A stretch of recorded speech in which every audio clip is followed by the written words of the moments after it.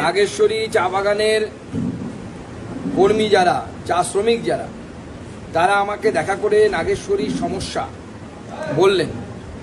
সেখানে মুখ্যমন্ত্রী সরকার নিজে ঘোষণা করেছে যে 20% বোনাস দেওয়া হবে।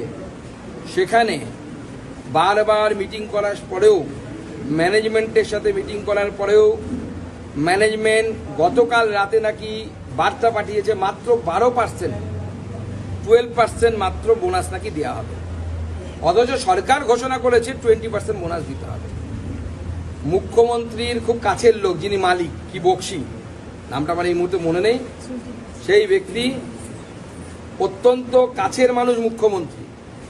আমাদের প্রশ্ন, মুখ্যমন্ত্রীর কাছের মানুষ বলে কি তিনি এই ধরনের স্পেশাল প্রিভিলেজ পাচ্ছেন যে সরকার ঘোষণা হওয়ার পর, সরকার ঘোষণা করে দেওয়ার পর যে চা শ্রমিকদের 20% বোনাস দিতে হবে, তারপরে উনি সাহস পান কি করে, ওনার ম্যানেজমেন্ট সাহস পায় কি করে 12% বোনাস দেওয়ার?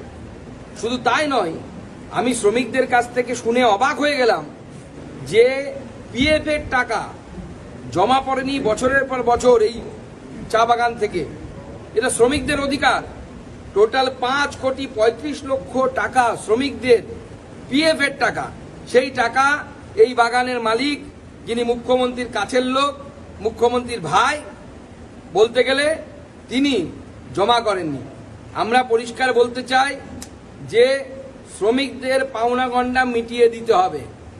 আজকে এই শ্রমিকরা এখানে লেবার কমিশনারের বাড়ির সামনে ধর্ণা করছে। এরপর আমরা কিন্তু বাধ্য হব, প্রয়োজনে আমরা ট্রেনের টিকিট কেটে এই শ্রমিকদেরকে নিয়ে যাব, নিয়ে গিয়ে ওই মালিকের বাড়ির সামনে, মুখ্যমন্ত্রীর বাড়ির সামনে ধর্ণাতে বসাবো, যদি এদের বোনাসের দাবি পূরণ না হয়।